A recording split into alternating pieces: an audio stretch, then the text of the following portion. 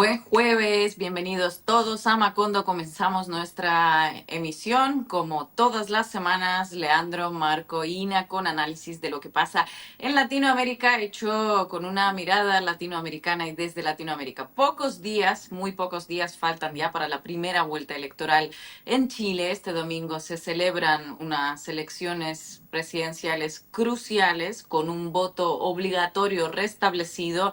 8 candidatos se presentan para esta primera vuelta y 4 de ellos tienen chances reales de pasar a la segunda, a juzgar por las encuestas.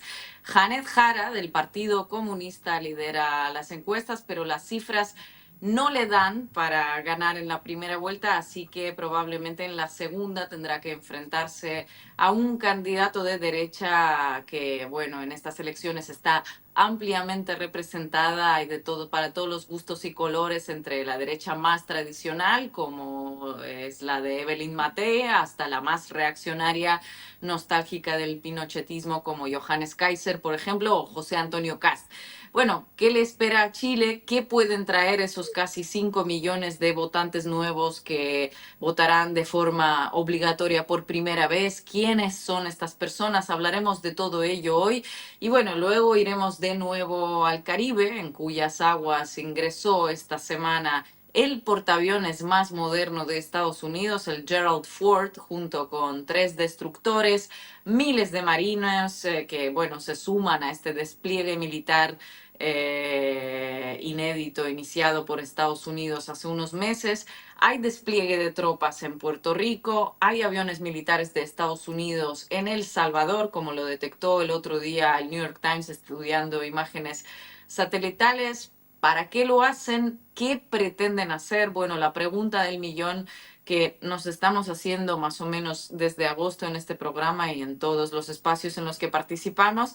Y mientras tanto, pues eso, van decenas de personas asesinadas extrajudicialmente en las aguas del Caribe y del Pacífico. En fin, vamos a arrancar este programa, que hay mucho para analizar. No se olviden de suscribirse al canal de Caras y Caretas, ir dejando sus comentarios y poner el me gusta a esta transmisión. Empezamos, bienvenidos.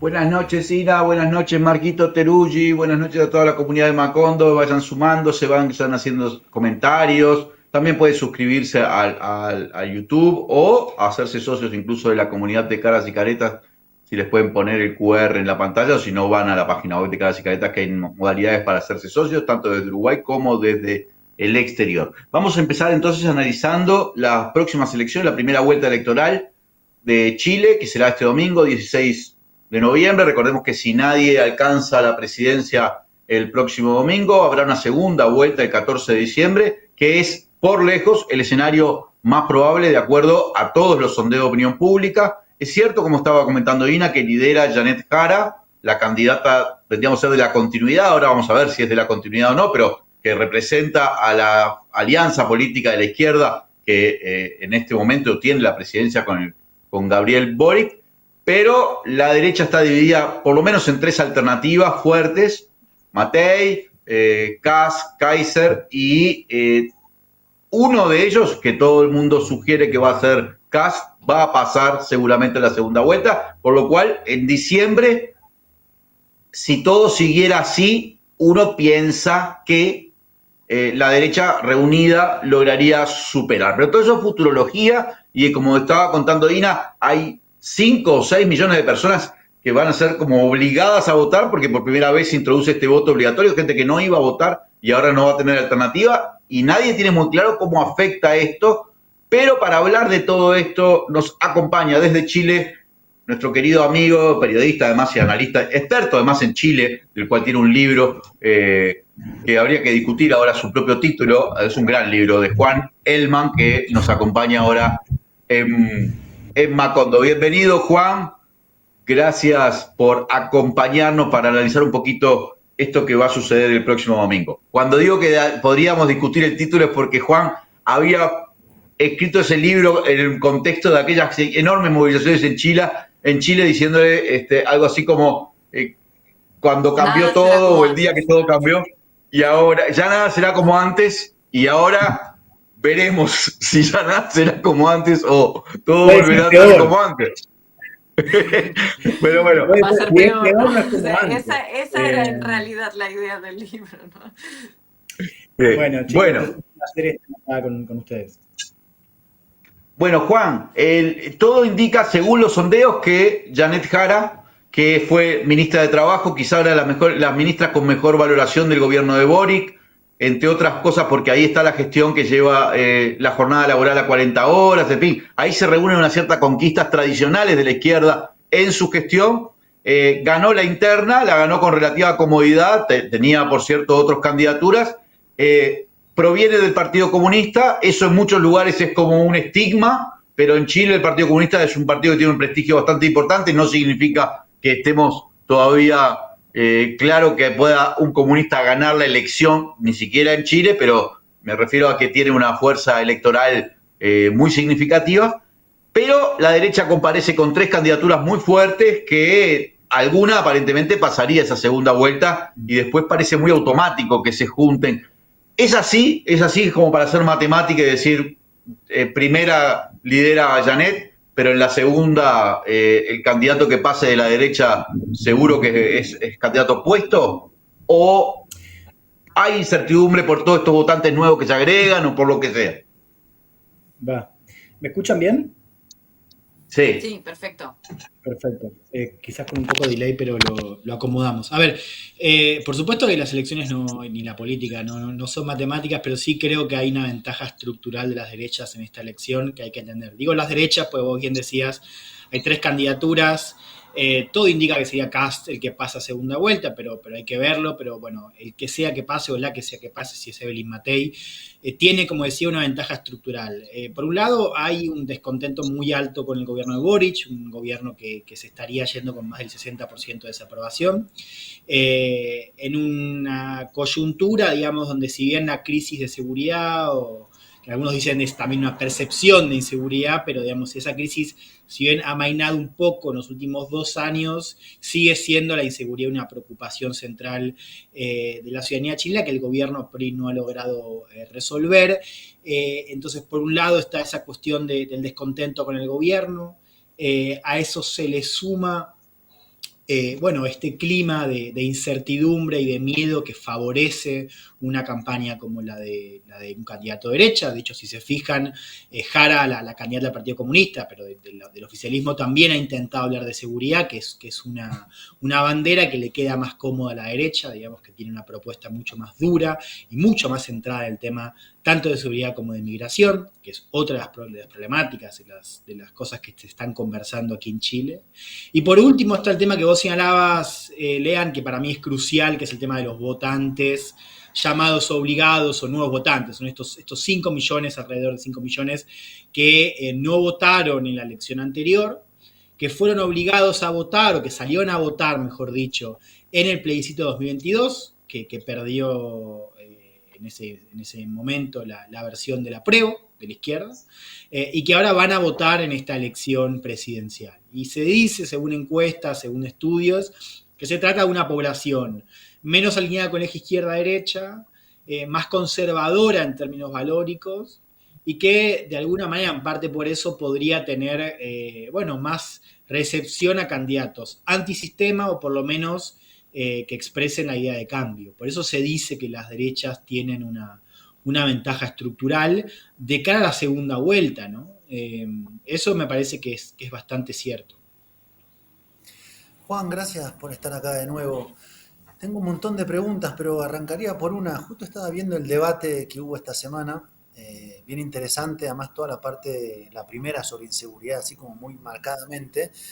Pero me detengo sobre Jara porque en un momento le preguntan si usted es presidenta, ¿renunciaría a su partido? ¿Congelaría su militancia? Ella dice que sí. Te pregunto un poco por cómo está transitando ella misma. Yo creo que Leandro tenés una percepción tal vez un poco más optimista de cómo es el lugar del Partido Comunista en Chile, porque uno ve a la candidata por lo menos como distanciándose como ese propio historial, digamos. ¿Cómo está ella transitando? Que viene del Partido Comunista, que es el oficialismo y que a su vez está como en unas aguas bastante complicadas por el descontento general. ¿Cómo la ves su candidatura con todas estas aristas? A ver, yo creo que ahí hay dos puntos importantes. El primero, vos decías bien que el debate visibiliza esa tensión que tiene Jara con la estructura del Partido Comunista y con la marca del Partido Comunista, que ya desde el comienzo de su candidatura no estaba muy acomodada esa relación entre la jerarquía del partido y Jara. Entonces, ahí ya de por sí hubo unas tensiones que van más allá de Jara incluso. El Partido Comunista está en un momento de internas capaz mayor a otros momentos en Chile. El Partido Comunista en general tenía una... O sea, no es que antes no tuviera facciones, pero digamos en general se conducía de manera disciplinada y más orgánica, y ahora me parece que estamos viendo un momento donde hay más internas y más tensión. Entonces la candidatura de Jara arranca con ese escenario, y ahora me parece también hay una decisión táctica de ir separándose, pensando en una segunda vuelta, o sea, que Jara no sea vista como la candidata del Partido Comunista, sino que sea vista como la candidata de una alianza en la que se incluya el Partido Comunista, o sea, en donde también aparece el amplio de Boric, y donde también aparece la concertación, que es esta coalición de partidos de centro-izquierda que supo gobernar Chile por varias décadas, que ahora está muy desnutrida, con poca representación, pero que todavía conserva, digamos, una imagen importante en una parte del electorado. Entonces, Jara ha intentado en esta campaña de primera vuelta tender lazos y guiños a esa coalición, y uno espera que en segunda vuelta ese acercamiento se profundice. Entonces, a medida que ese acercamiento va creciendo, lógicamente ella también se va a ir separando un poco de la marca, si querés, de la etiqueta de Partido Comunista, que como bien decían los dos, carga con mucho estigma en Chile, y eso es una realidad. Juan, muchas gracias por estar aquí. Chile está como en esta crisis, ¿no? Prolongada de legitimidad. Ha habido 2 procesos fallidos para redactar una constitución. Tú decías que hay un descontento con Boric fuerte, que está el índice de aprobación sobre el 60%, creo que lo mencionabas. ¿A qué se lo atribuyes? Porque uno lo ve y dice, lee los programas de todos los candidatos, ya nos lo habías resumido un poco, y dices, bueno, la gestión de Jara no está mal, el tema de pues la reforma laboral, lo que propone, subir el salario mínimo.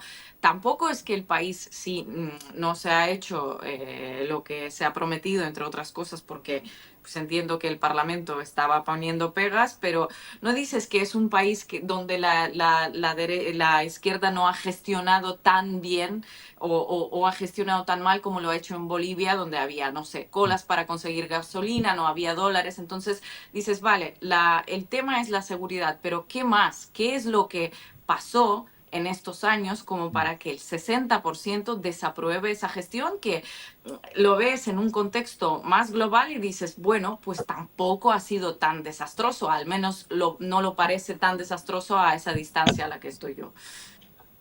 Es una gran pregunta, es algo que yo converso mucho con amigos chilenos. Yo estuve viviendo acá todo este año, y claro, yo tengo muy fresca la experiencia del Frente de Todos en Argentina, ¿no? Entonces, mis amigos chilenos hablan del gobierno como si fuese de Frente de Todos, y yo decía, bueno, está bien, capaz no te defiende el gobierno, pero digamos, al lado de Argentina, digamos, no fue una catástrofe, digamos, ¿no?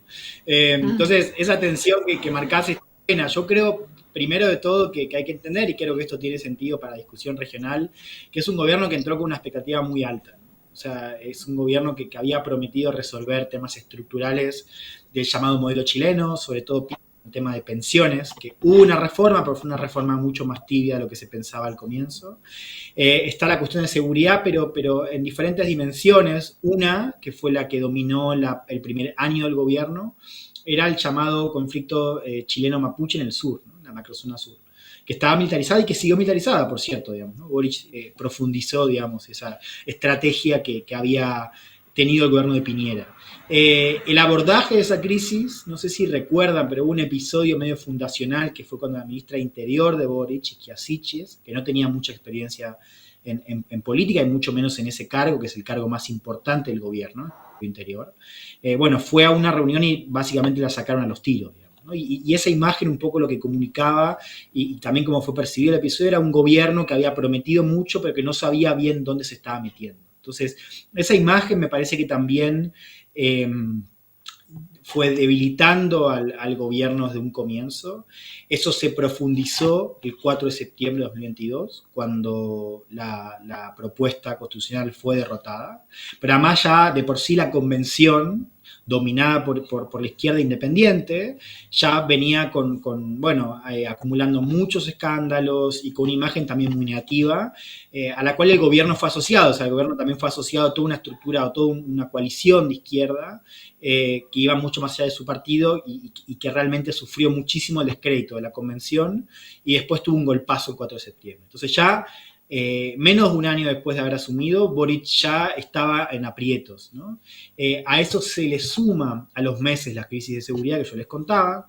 Digo, seguridad y también de percepción de inseguridad, porque para mí esto es importante, porque si bien hubo un aumento en la tasa de homicidios, lo que pasó fue que hubo una serie de crímenes de alto impacto, secuestros, asesinatos de agentes de seguridad cometidos en este caso, por actores extranjeros. Habló muchísimo del Tren de Aragua, de Venezuela, en el marco también de la llegada del crimen organizado acá en Chile, por más de que, insisto, hay una brecha entre el aumento real del crimen y la percepción de inseguridad, pero digamos, el gobierno sufrió la llegada de esa crisis. Y creo que esos factores, digamos, minaron bastante al gobierno. Un gobierno que, insisto, llega con expectativas muy altas y en un momento también el momento en el que gana Boric es interesante, porque si bien quedaba todavía algo del deseo de cambio que había sucedido en el estallido, también se empezaba a cerrar un poco eso. De hecho, el hecho de que Kast haya ganado la primera vuelta, recordemos, José Antonio Kast, que ahí estamos viendo, en 2021, en la elección anterior, él gana la primera vuelta. Bueno, efectivamente ya empezaba a haber algo de una resaca que terminó afectando al gobierno de Boric. Y lo último, para dimensionar un poco lo que yo decía antes, hay que entender que este es un gobierno que gana la segunda vuelta muy cómoda, o sea, gana con más de 10 puntos de ventaja, pero vota el 55% del padrón, digamos. Entonces, ahora seguramente estamos en una tasa de participación cercana al 80%. Entonces, ¿qué quiero decir con esto? Que había mucha gente que no había ido a votar por Boric ni por ningún candidato, y ahora sí va a ir a votar, y me parece eso también de alguna manera da cuenta de un escenario diferente, ¿no? Un poco con esta inclusión del voto obligatorio. Juan, algunos escándalos, porque yo tengo dudas sobre el impacto de los escándalos en los procesos electorales, aunque es cierto que a veces suceden cosas que pueden funcionar como tal, pero miremos en el caso argentino, uno pensaba que el impacto de lo del 3% de Karina Milei y todo eso, yo que sé, iba a tener una cierta repercusión que después, no sé, no se registró así tan claramente. Pero algunos escándalos que hubo en Chile, recuerdo sobre todo la renuncia del viceministro, ¿no? El subsecretario, viceministro del Interior, Monsalve, y el manejo que hizo además el gobierno, en aquel caso sonado de acoso sexual o violencia sexual, que terminó con su renuncia y además con un proceso judicial que no sé en qué andará, pero me imagino que está todavía activo. Justo pegó ahí, ¿no? En la política de seguridad, en el Ministerio del Interior, en un momento además ¿Te parece que el manejo de ese tipo de casos, que la forma de gestionar que tuvo Boric ese tipo de situaciones, pudo haber impactado así en la opinión pública, o es como algo que hizo ruido por todos lados, pero de repente ahí en Chile ya nadie le da trascendencia? A ver, por un lado, el escándalo un poco ha salido del cuadro mediático, o sea, ya ha pasado más de un año. Entonces, digamos, no es un tema que se esté discutiendo tanto ahora, pero sí creo que lo que hizo fue reforzar un poco esta imagen de amateurismo que yo les contaba hace un ratito, ¿no? El gobierno manejó muy mal la crisis, hubo un muy mal manejo de información, de cómo lidiar con la información que al parecer ya la tenían. Y después hubo una conferencia de prensa muy escandalosa de Boric en la que básicamente él desobedece a su secretaria de prensa, en vivo además, o sea, todos lo vimos. Y básicamente se sale del libreto y empieza a improvisar y habla como 50 minutos sin guión, ¿no? Y eso también de alguna manera contribuye a profundizar la crisis. Que por lo demás, además, golpea una de las principales banderas, digamos, del gobierno, que era un gobierno que se decía a sí mismo feminista. Entonces, creo que esa crisis lo que hace es profundizar esa percepción, digamos, del gobierno como un gobierno que un poco había traicionado también su promesa electoral. Y bueno, también, claro, eso llega después de esta derrota de la convención. El gobierno ya había girado el centro ahí, ya había cambiado su gabinete y ya había perdido mucha fuerza. O sea, este es un gobierno, para que dimensionemos, un gobierno que ya un poco todo ese aura reformador, digamos que, o sea, aura reformadora que tenía al comienzo cuando fue electo, rápidamente lo dinamita, digamos, rápidamente lo pierde. Y después un poco empieza a gestar como si fuese un gobierno, bueno, de centro izquierda, con ciertos gestos, digamos, también nuevos, y con ese recambio generacional que un poco tiene, digamos, el gobierno, porque lo tiene a Boric, tiene a Camila Vallejo, que es la vocera, o sea, cuadros jóvenes. Entonces, para resumir, yo creo que lo afecta en el marco de una crisis previa, y que hoy es un tema, digamos, no tan trascendental, diría, en la conversación sobre la elección, y cierro con esto para darles un poco de clima.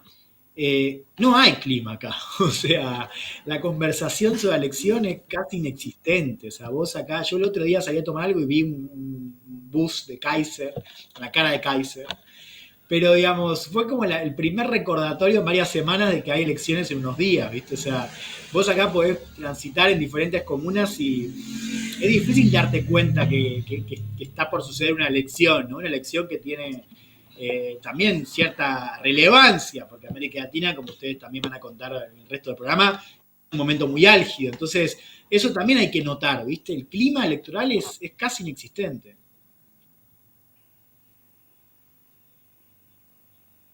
¿Estás muteado, Estás Marquito? muteado, Marco. Va. Hace un ratito decías que algunos amigos en Chile hacían como algún paralelismo con el Frente de Todos de Argentina.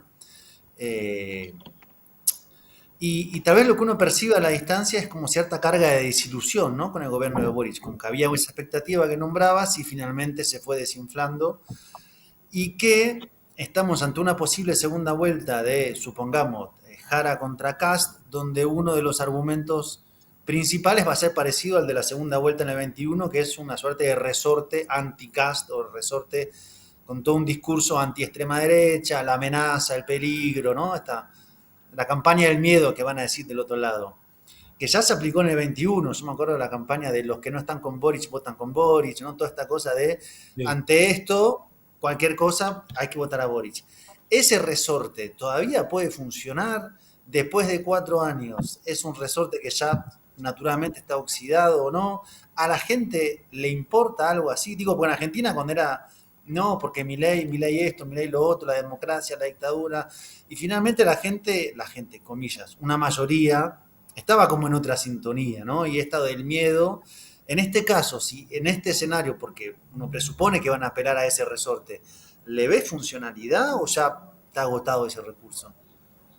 No, yo no le veo mucha funcionalidad. Yo creo que ese recurso está agotado, diría, por 3 cosas, digamos. Lo primero es que en el 2021 Boric, primero un rostro nuevo, o sea, expresaba efectivamente como también una idea de renovación generacional y política que de alguna manera sintonizaba con el estallido. Entonces, me parece que ya hoy el punto de partida es diferente, o sea, y la carga con la que cuenta Jara, en parte por su partido, en parte por ser parte del gobierno, digamos, es una carga mucho mayor. En segundo lugar, y esto lo subrayo una vez más, hay 5 millones nuevos de votantes, y ahí un poco yo la pregunta que hago es, si alguien que con todo lo que se dijo en 2021, sobre Pinochet, sobre lo que significaba acá, sobre la esperanza de Boric, después del estallido, si esa persona no salió a votar contra Kast en 2021, son 5 millones de personas, ¿no? Que salga a votar ahora, 4 años después, con todo lo que les contaba antes, contra Kast, yo lo veo muy improbable. Y lo tercero, que es también una excusa para hablar un poco de Kast, es que si bien Kast representa efectivamente la continuidad con un proyecto de derecha que tiene sus orígenes en el pinochetismo real, porque digamos, Kast es de alguna manera, o sea, su mentor intelectual es Jaime Guzmán, que fue la persona que diseñó la Constitución del 80, la de Pinochet, el ideólogo del régimen político de Pinochet. Kast lo ha reivindicado, digamos, a Guzmán. Kast, si bien representa eso, es cierto que ha hecho una campaña mucho más prolija, mucho más estratégica, que ha intentado construir un discurso muy alejado de temas que lo podían dañar. O sea, es un candidato que ha mejorado muchísimo con jóvenes, muchísimo con mujeres. O sea, las mujeres y los jóvenes fueron clave para el triunfo de Boric en segunda vuelta. Las encuestas nos están diciendo ahora que Kast ha mejorado notablemente con ese grupo. Entonces, eso, y además tiene un partido que lo ha dotado de cierta penetración territorial. Entonces, para mí esos tres factores explican por qué es como muy difícil que la izquierda pueda ganar en segunda vuelta con ese discurso, digamos. Ahora, qué sé yo, no descarto una sorpresa, digamos, me parece que eso es muy difícil de saber, pero a priori hoy es muy difícil pensar en una estrategia exitosa basada en la campaña del medio. Una última por mi parte, un poco para vos, Juan, a ver qué opinas y un poco también para el debate, porque justo habías mencionado a estos 5 millones de jóvenes que pues no se sienten, parece ser, alineados ni la izquierda ni la derecha. Nosotros estamos un poco acostumbrados a decir que cuando alguien te dice no soy ni de izquierda ni de derecha, es que se es de derecha sin más. Pero está surgiendo, ¿no? Esta nueva generación, pues que consume estos contenidos en las redes sociales en las que una ya dice paso de ello, no lo quiero ver. Y nosotros siento que seguimos analizando las realidades en estos términos de esto es la propuesta de izquierda, bien, hay que apoyar porque tiene base social y tal, y esta es la propuesta de derecha, ergo pinochetismo, pro dictadura, lo que sea. ¿Cómo hablarle desde la izquierda a estos jóvenes que evidentemente ya no compran este tipo de análisis que se están haciendo y se van sus votos a unos candidatos que después suponen un retroceso en absolutamente todo? ¿Cómo? O sea, estamos en un momento en el que siento que nos faltan como herramientas para transmitirles, pues, ciertas informaciones que deberían influir en la emisión de ese voto, ¿no? Ok, es una pregunta interesante, no sé bien cómo responderla, se me ocurren capaz algunas cosas Ya. para sumar a la conversación, digamos. Efectivamente hay algo del terreno digital y esto de encontrarse con esa gente donde esa gente vive y participa, que creo que es crucial, digamos, ¿no? O sea, no hacer que esa gente vaya a vos, sino estar donde esa gente está. No sé si se entiende la idea, pero me parece que algo de eso tiene que ver, y también un poco asumir las demandas que tiene esa población, digamos, ¿no? Entonces, en ese sentido, la campaña de Kast fue, creo, estratégica, digo, más allá de que había un tema que lo beneficiaba, que era el tema de seguridad y migración, o sea, está claro, por eso yo les decía la ventaja estructural, digamos, entendió muy rápidamente que había una parte de su plataforma previa más conservadora o ultraconservadora que no sintonizaba y un poco creo que la supo dejar de lado y creo que eso es un aprendizaje. Ahora, dicho todo esto,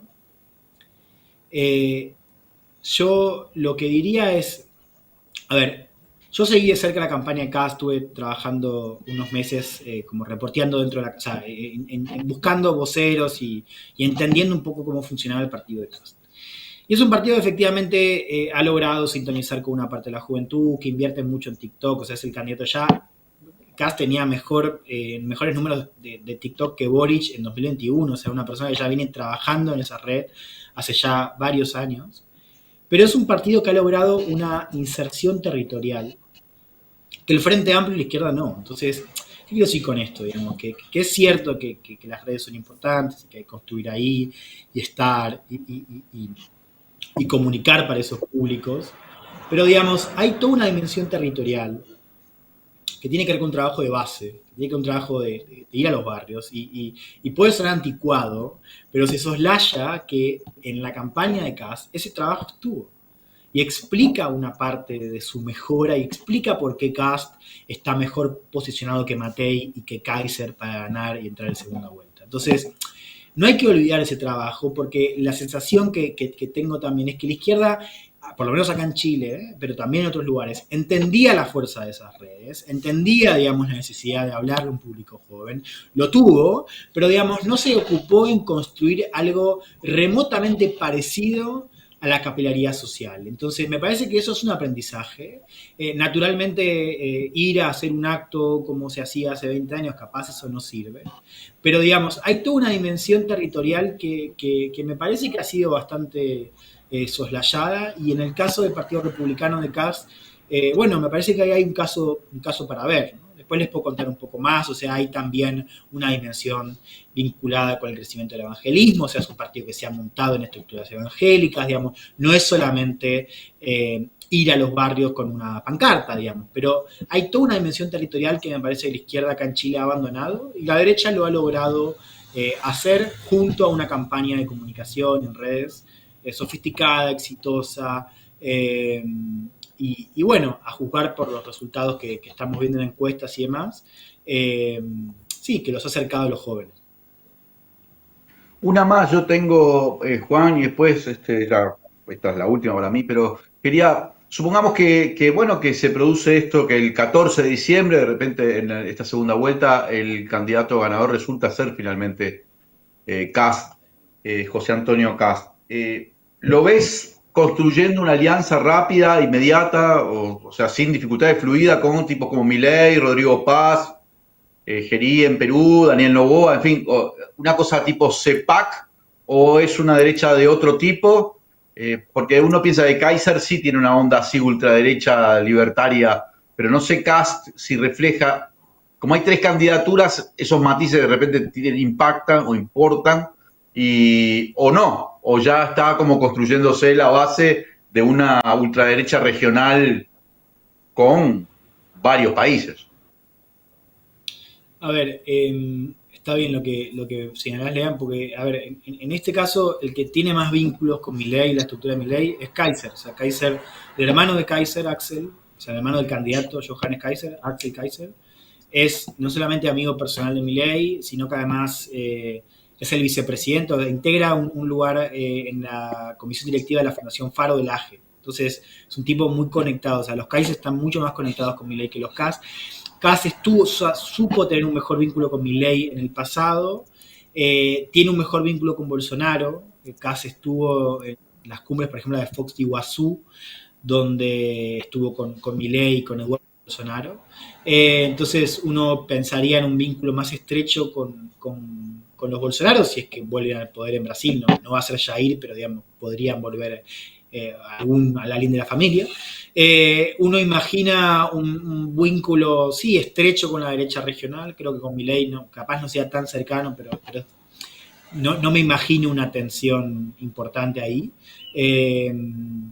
Podría eventualmente pasar en el plano militar, porque ahí me parece que hay roces que van más allá de los partidos. O sea, hay una parte del sistema chileno que está empezando a ver con cada vez más hostilidad a Argentina y su proyecto de defensa.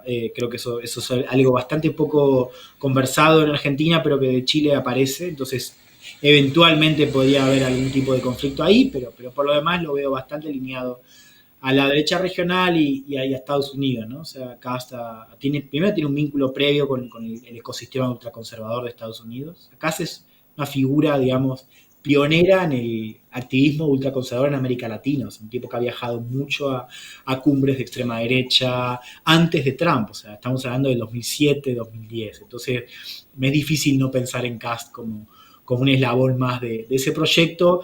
Lo interesante, lo sintomático, es que Kast ya no se muestra como el Bolsonaro chileno, sino que se muestra como el aliado de Giorgia Meloni, ¿no? O sea, él ha intentado... Es como Meloni, ¿no? Sí. Dejarse Meloni, lo cual es interesante. Y también tiene muchos vínculos con Vox, pero bueno, es interesante que ha intentado venderse como una persona, bueno, más moderada, un poco al estilo Meloni. Creo que eso un poco resume la idea. Remoderado. Una rápida previsión de cara al 30. De cara más bien a la segunda vuelta, Juan. Kast. O sea, ¿cómo? ¿Querés que haga una previsión? Una breve predicción, sí. Ya sé que no somos encuestadoras, pero... No, o sea, yo, a ver, me imagino, dejaría abierto el lugar a una sorpresa, en el sentido de, para mí la sorpresa es qué candidato de derecha pasa, digamos, ¿no? Todo indica que va a pasar Kast, pero bueno, dejaría abierta una sorpresa para Kaiser. Yo insisto, Kaiser o Matei, pero yo creo que Kast va a pasar de segunda vuelta, creo que va a pasar segundo. es posible que Jara pase primera. Habría que ver si llega al 30 y si llega o no llega al 30, que es un poco la pregunta que se hace el gobierno ahora. Y en segunda vuelta, bueno, voy a ponerlo así, es muy difícil el escenario para la izquierda, pero bueno, también estoy un poco cansado del pesimismo y el cinismo, entonces vamos a ver qué pasa. En la campaña un poco yo les hablaba de la ventaja estructural, porque bueno, hay algo del escenario que naturalmente complica a Jara, que hizo una buena campaña en primera vuelta, que podría hacer una buena campaña en segunda vuelta, pero que la tiene muy complicada. Juan, muchas gracias por tu análisis. Siempre un placer Gracias. verte en Macondo y escucharte. A ustedes, chiques. Adiós. Hasta la próxima. Hasta la próxima. Nos vamos a la pausa y luego de ahí al Caribe directamente.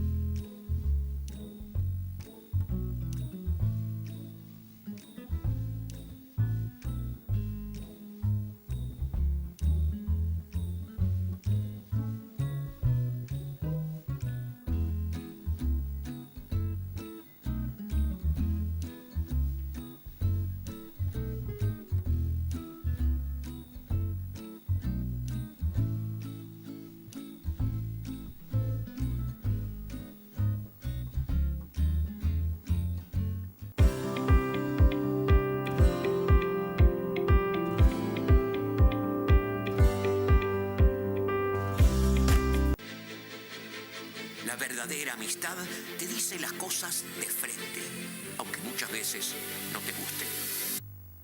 Porque tiene la honestidad por virtud y es auténtica.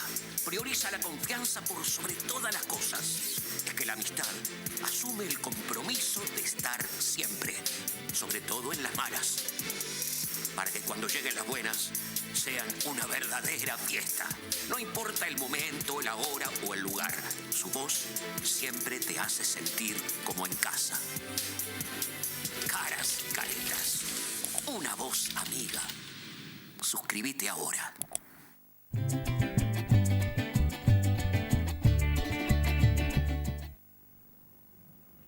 Volvemos con Macondo, gracias a todos los que están ahí, los que están escribiendo sus mensajes. Recuerden poner like, suscribirse a nuestro canal.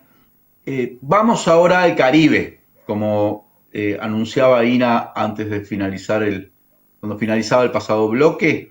Y vamos porque llegó ya el portaaviones Gerald Ford, muy publicitado como el mayor barco de guerra del mundo, el portaaviones más avanzado y más importante de los Estados Unidos.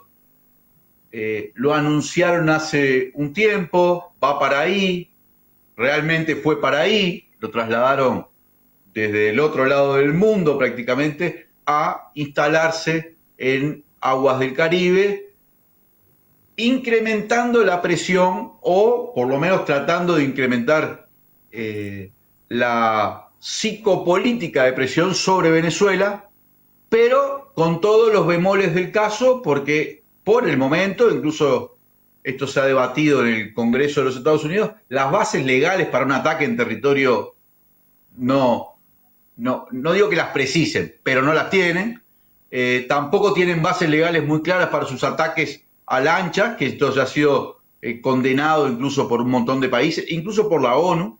Ayer, por ejemplo, se pronunció también el gobierno de Chile, o el propio gobierno inglés parece que ha dejado de compartir datos de inteligencia justamente por cuestionar estos ataques a las lanchas que no son atacadas solo en el Caribe, sino también en el Pacífico, o sea, es una especie de doble amenaza sobre Colombia. Pero bueno, para analizar esta situación, estamos acá con Ina y con Marco. A ver, bueno, la presencia del Gerald Ford, la presencia de aviones emplazados en bases militares estadounidenses en países aliados, El Salvador, en fin, es un paso más en la posibilidad de que una conflagración, de que inicie un ataque sobre o una operación de cambio de régimen en Venezuela, o lo ven, no ven condiciones para que Donald Trump vaya más allá de esta bravata que incluye, por supuesto, las ejecuciones extrajudiciales, ¿no? Es bravata con muertos,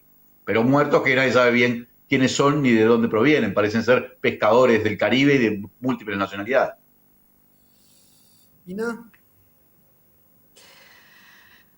Es muy arriesgado, ¿no? A estas alturas hacer esos análisis. Ya hemos tenido unos cuantos analistas aquí. Yo confío bastante en el criterio también de Breno Altman, que nos ha estado diciendo desde el inicio que no va a pasar, que se trata de una bravata. Hemos estado repasando también el otro día algunas publicaciones de think tanks, y el Strategic Center for International Studies dice que no es suficiente ese despliegue, ni tomando en cuenta todos los marines que tienen el Caribe, ni tomando en cuenta el despliegue en Puerto Rico, ni tomando en cuenta los aviones en El Salvador. No es suficiente para intervenir Venezuela, con lo cual, y esos análisis también lo hemos visto a algunos analistas militares previamente, con lo cual lo más probable podrían ser ataques aéreos, como los llaman, quirúrgicos, de precisión, lo que sea. Sabemos que estos ataques generan destrucción y generan normalmente lo que se suele llamar daños colaterales, pero analistas militares, que bueno, nosotros aquí no lo somos, pero analistas militares dicen que el despliegue y la cantidad no es suficiente. A la vez yo no paro de recordar el escenario previo al inicio de la guerra en Ucrania de 2022, cuando esos mismos analistas militares decían que 100.000 efectivos no son suficientes, que no van a invadir, esto no se puede con esta cantidad tomar un país. Y lo han hecho, ha salido mal. Si Trump calcula que puede hacer una suerte de operación especial militar como lo ha hecho Putin en Ucrania, pues le puede salir con el mismo resultado, muchísimo más costoso, además, porque Venezuela, como veníamos hablando en este programa, es un país que parece estar bastante preparado para afrontarlo. De momento, creo que es así, que no va a haber invasión terrestre, me parece, según los análisis que leo. yo quisiera hacer zoom out, como se dice, tomando dos cosas que pasaron en los últimos días, que es un poco la confirmación de que Estados Unidos está rompiendo toda forma de multilateralismo. No voy a hablar a escala más global, pero por lo menos en la región, digamos.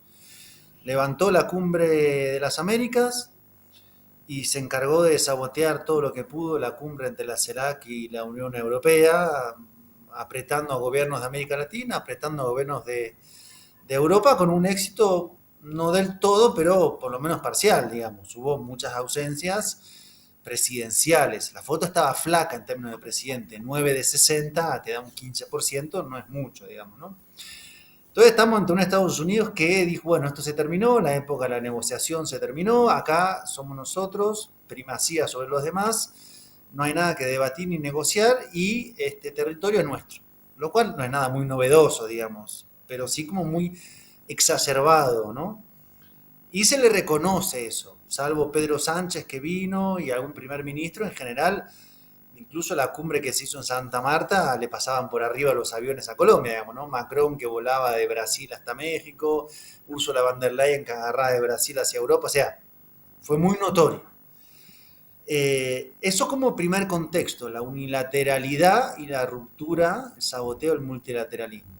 Segundo, que eso se conjuga con que la conducción ideológica está, por lo menos en una parte muy importante, bajo Marco Rubio, y a su vez en un formato militarizado, lo cual nos da una suerte de cruce de variables bastante explosivo, digamos, porque si uno superpone una diplomacia del Comando Sur en términos de despliegue militar con la perspectiva que Marco Rubio le asigna a América Latina, tenemos este gran despliegue.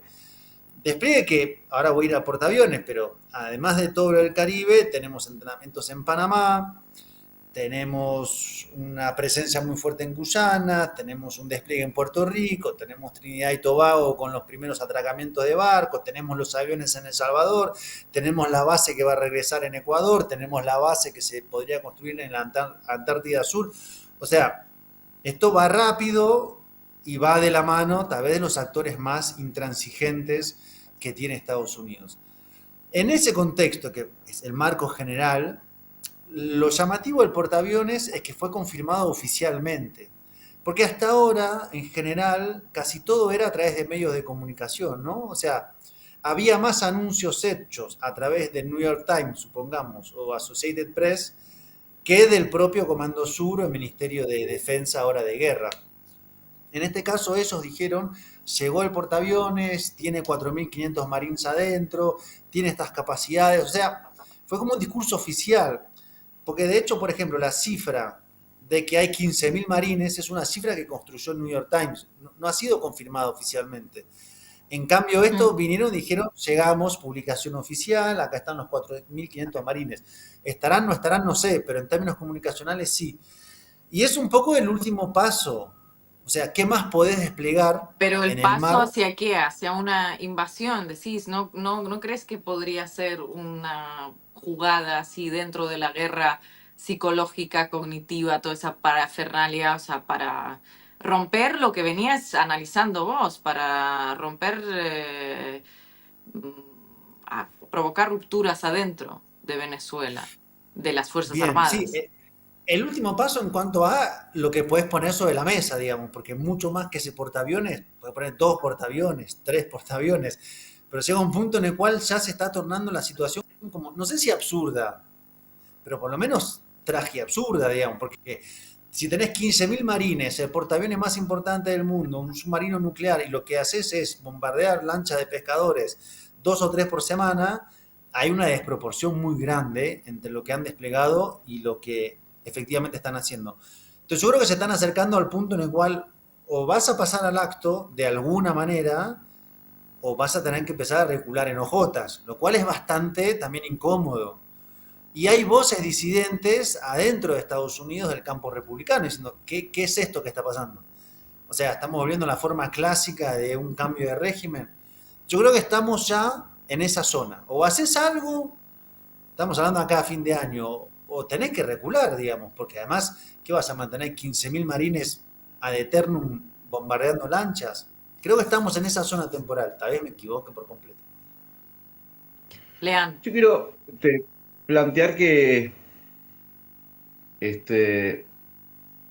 recuerdan aquello de von Clausewitz que decía que la guerra es la política por otros medios. Bueno, acá tenemos una situación que no podemos negar. Un despliegue militar completamente desproporcionado para atacar lanchas. Cualquier cosa es desproporcionada para atacar lanchas, pero esto es como estrambótico.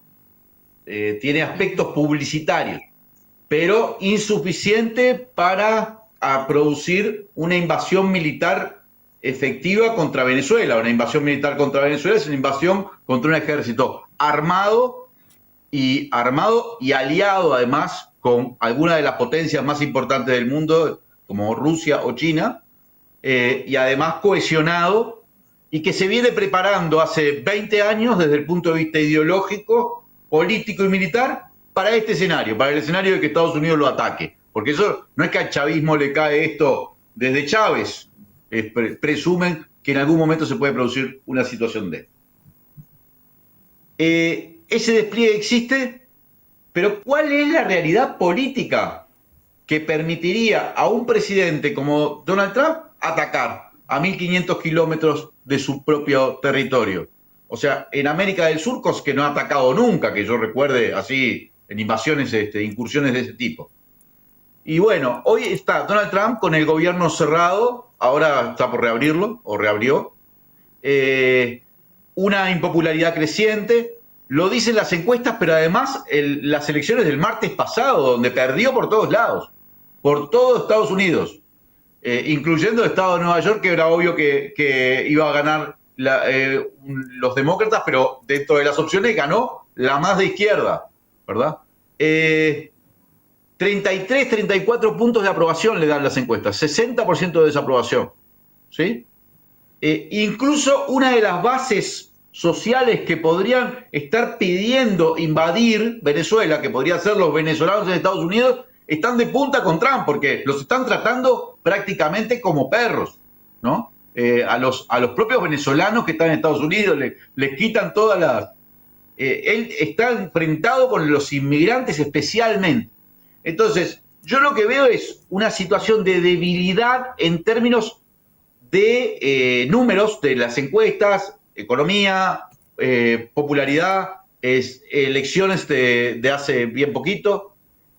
Y en ese escenario, lanzarse a un enfrentamiento militar con un destino incierto, porque está claro que no es algo que pueda resolver en pocas semanas, no es Noriega, no es entro y me llevo a Nicolás Maduro, no, ese escenario capaz que lo piensan, pero para mí es un delirio, ¿sí? Si lo lograran hacer así, una especie de extracción, bueno, se anotaría una gran victoria indudablemente desde el punto de vista militar, pero nadie puede creer que eso es real en Venezuela, por lo menos no puedo creer que los analistas militares estadounidenses lo crean. Entonces, a mí me parece que esto genera lo que está planteando un poquito Marco, o creo que está planteando un poco, es una avanzada muy inmediata, un shock propagandístico, que además incluyó muchas cosas, entre ellas el premio Nobel de la Paz a María Corina Machado, que para mí no es independiente de todo esto, pero que si no lo puede resolver rápido, y para mí no lo puede resolver rápido,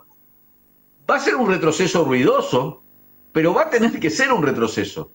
O sea, no puede seguir sine die en un despliegue creciente de tropas en el Caribe, ¿hasta cuándo? Y la verdad que no le veo una salida clara para Trump. Entonces, no sé hasta qué punto no se dejó llevar, o no creo que se deje llevar, por esa onda Marco Rubio, esa barra especialmente radicalizada, y hasta qué punto eso no tuvo también una intención electoral de afectar la elección del pasado. Yo no veo una invasión posible en este momento. No soy un analista militar, como bien dice Ina, pero me convence lo que dice Breno Arman y lo que estoy leyendo por ahí. Pero como en este caso, como bien dice también nuestro compañero Teruggi, es que no mandas un portaaviones para nada. O sea, al final va a tener que recular en hojotas ese portaaviones, ¿o qué va a pasar? Si no vemos Pará. si se ha dejado de llevar, pero se ha dejado llevar hasta el martes de esta semana, que ha mandado el Gerald Ford ahí. Con 4.000 o 5.000 efectivos. La operación poner a María Corina Premio Nobel de la Paz, mandar el portaaviones, fue antes de estos procesos electorales. Todo esto demora un tiempo, porque no es mando el Gerald Ford y mañana está el Gerald Ford. Demoró como 14 días en llegar. ¿Hace cuánto que venimos hablando de que había enviado el Gerald Ford? Supongo que no le dijeron anda dentro de 6 meses, le dijeron anda y fue. Y bueno, demora lo que demora. Es tremendo oso, sí, pero podía desviarse. Por eso digo, podía desviarse, pero hubo un comunicado oficial diciendo llegó. Y agregaría otro tema. O sea, pongámonos en los zapatos, es difícil, ¿no? Pero de Maduro y de Petro. Sobre todo de Petro. Que tenía una relación como de pragmática con Venezuela, la frontera, la necesidad de restablecer. ¿Ves la región? Ves que perdió Bolivia, ves que en Chile seguramente gane Kast, ves que el multilateralismo se rompió. O sea, te tenés que atrincherar y formar la alianza, porque no hay y mira tutía, la es cumbre, esa. la CELAC con la Unión Europea. La CELAC con la Unión Europea. Vos mismo estabas citando la declaración final en la que la Unión Europea se pronuncia con unas palabras difusas que rechaza las acciones belicistas, pero ni siquiera se dice claramente que se rechaza el despliegue militar estadounidense en el Caribe. O sea, ese es el momento de plantear una integración con la Unión Europea, que es un bloque que ha estado mirando durante años y años para el otro lado mientras Israel perpetra el genocidio en Gaza. Ese es el momento de buscar alianzas con la Unión Europea, que no puede hacer nada porque ni a la cumbre acudieron todos, ni hay como una suerte de integración real a estas alturas, salvo Petro, Lula y Nicolás Maduro, que bueno, Petro y Maduro pues por necesidad, porque están siendo asediados, pero ¿qué más hay en la región? Bueno, México también con Ah, rechazo, pero Lula, no Lula hay que como una juega la cuestión cumbre. real.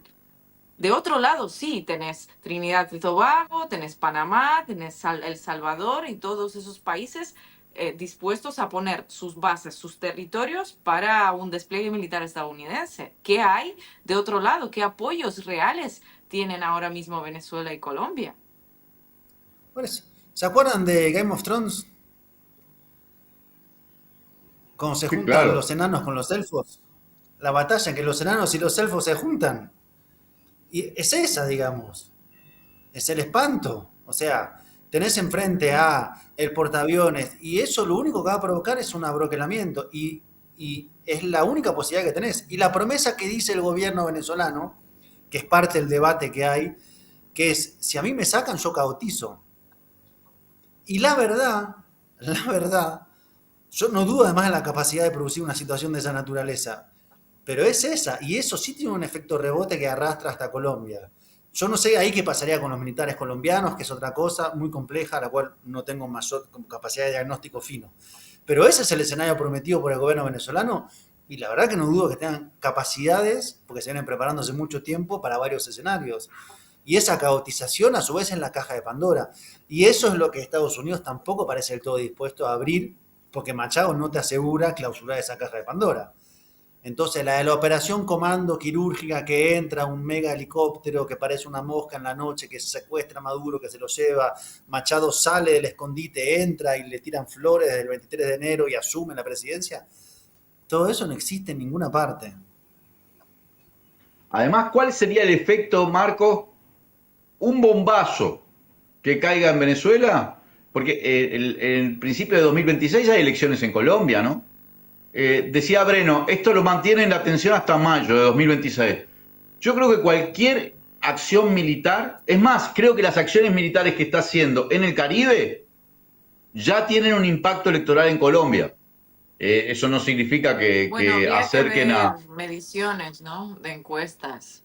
Bueno, es que Habría que es... verlo, no lo sabemos. bueno, no sabemos. Pero yo no sé, a mí me gustaría saber cómo la mayoría de los colombianos reaccionaría si su país se pusiera de plataforma para atacar al vecino, donde tienen, eso lo decía Petro hace semanas, tienen aquí familiares. O sea, cuando hablaba en esa famosa entrevista a Daniel Coronel, cuando hablaba de María Corina Machado y todo lo demás, decía, pero ¿cómo un colombiano va a avalar una intervención en Venezuela si ahí tiene hermanos?